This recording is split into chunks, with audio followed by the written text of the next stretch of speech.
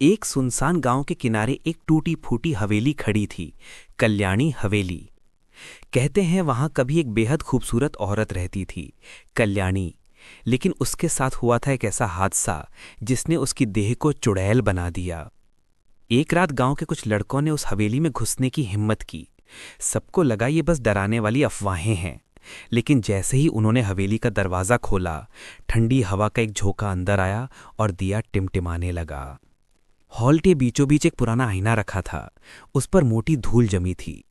एक लड़के ने मजाक में कहा, अरे देखो तो सही, इस आईने में हमारी शक्ल डर जाएगी या चुड़ैल की।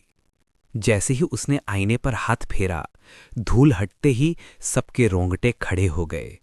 आईने में उनकी नहीं, एक सड़ी हुई औरत की देह दिख रही थी, सिर झुका हुआ, बाल जमीन तक फैले हुए। अचानक उस आईने के अंदर की देह हिलने लगी। उसके सिर ने धीरे धीरे ऊपर उठकर उनकी ओर देखा और आंखों से खून टपकने लगा। लड़के चीखते हुए भागे, लेकिन दरवाजा अपने आप बंद हो गया। अब हवेली के अंदर सिर्फ उनकी चीखें गूंज रही थीं, बचाओ बचाओ।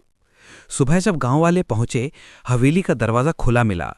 अंदर सिर्फ 4 अधमरे लड़के पड़े थे। उनके शरीर पर अजीब निशान थे, जैसे किसी ने लंबे नाखूनों से खाल उधेड़ दी हो। और आईने में वो चुड़ैला मुस्कुरा रही थी और उसके बगल में उन चारों की परछाइयां भी नजर आ रही थीं, जैसे अब उनकी देहें भी उसी आईने का हिस्सा बन गई हों। उस दिन के बाद से जो भी उस हवेली में जाता है, आईने में उसे हमेशा अपनी नहीं, एक चुड़ैल की देह दिखती है, जो उसकी जगह लेने के लिए इंतजार कर रही होती है।